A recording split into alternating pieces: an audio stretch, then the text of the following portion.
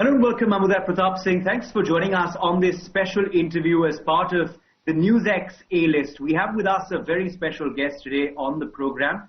Harshvinder Soin is joining us. He's Global Chief People Officer and Head of Marketing of Tech Mahindra. Mr. Soin, welcome to NewsX. Thank you for joining us today. Thank you. It feels nice to join in.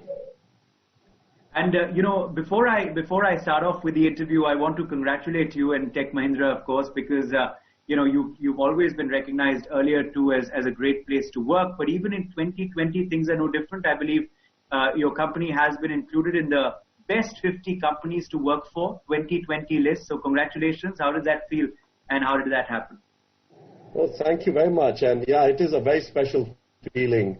I do believe, Uday, that this is a testimony to our commitment to create delightful human experiences, as we call it, for our employees day in and day out. And it feels really good to be recognized, especially in these torrid times. Any recognition will only inspire us to do more. So I think it's a great feeling. Okay. Well, speaking just about, your group, sir, what prompted Tech Mahindra? As I said earlier, this is not the first time in 2020 that you've been recognized for being a great place to work. It's happened earlier too.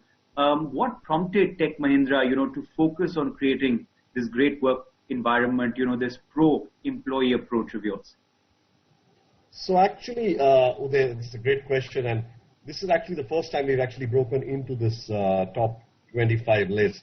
Okay. And it started really as a business strategy, not only as an HR strategy, because we did want to create, be known for credibility, trust, and ownership. We did want to create a purposeful organization where we could give employees meaningful work day in and day out. And the reason, very simply, Uday, is that we know that this will be a sustainable differentiator vis-a-vis our competition. And therefore, it was a conscious decision to create delightful human experiences and a culture that drives positive change, celebrates each movement, and empowers all to rise. And I think we are committed to doing this day in and day out for our associates. And this is really a recognition for the great work that all our associates on the ground do every day for the customers. Indeed. And Mr. Soin, the fact is that this current crisis, the COVID-19 pandemic, is of course having a deadly economic impact, but it's having a huge human impact as well, a huge emotional impact as well. And so organizations at this particular time have turned their attention to their employee. There are employee wellness programs and of course a huge concentration on that. Do you believe that's important for organizations at this current juncture and just generally?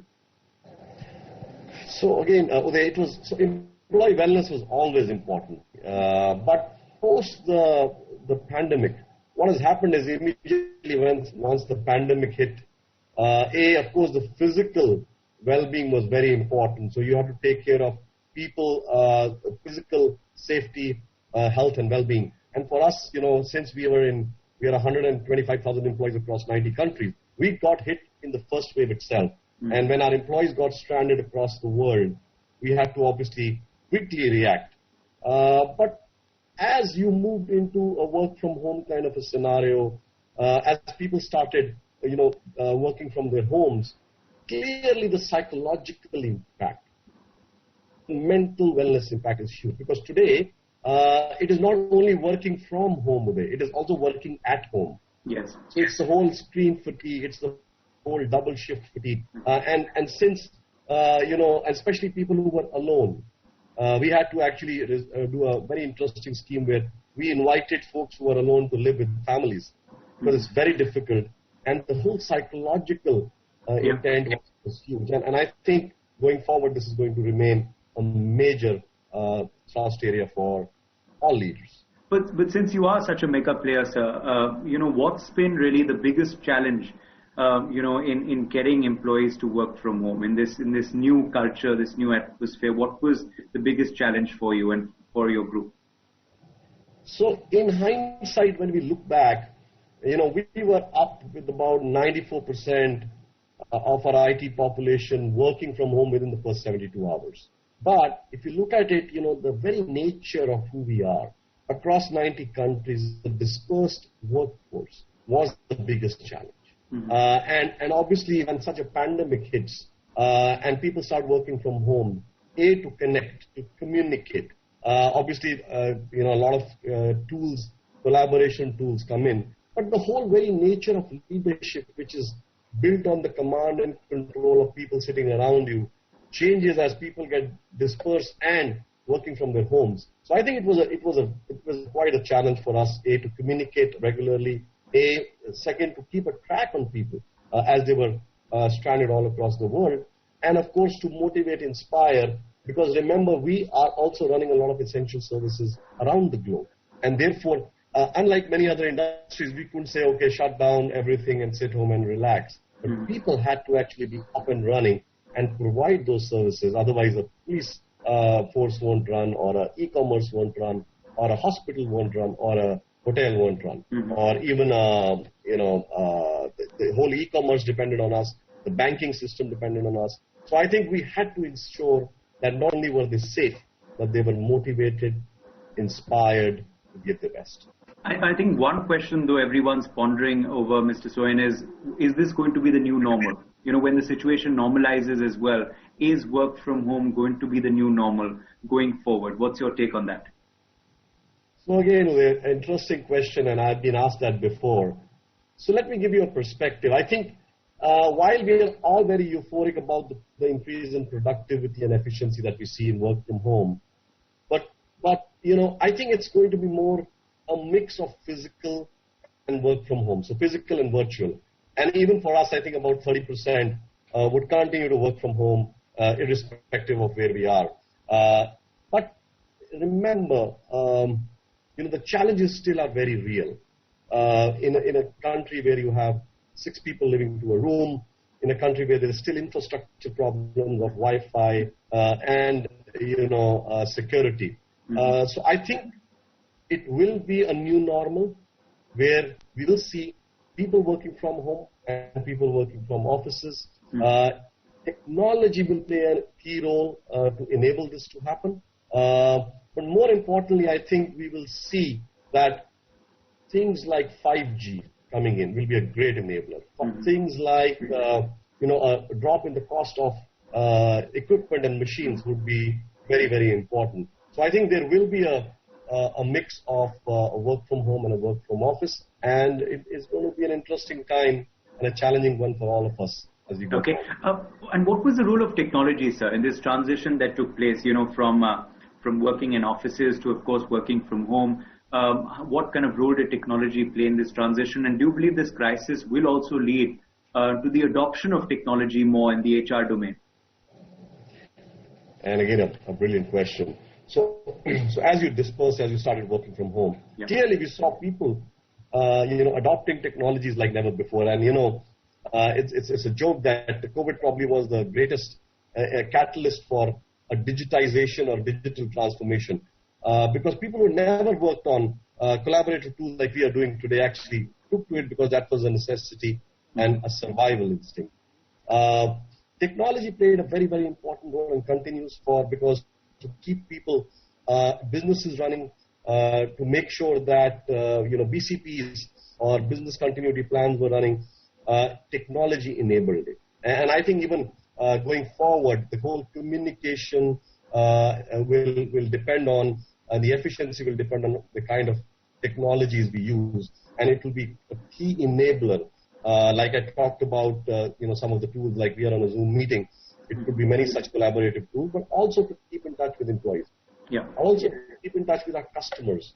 Also to make sure that despite not being physically together, this is efficiently up and running. I think technology is key. And especially technologies like 5G, technology that will come in, which will robotic processing, automation, blockchain will be revolutionary. And I'm sure we'll see a lot more automation, digitization of everything.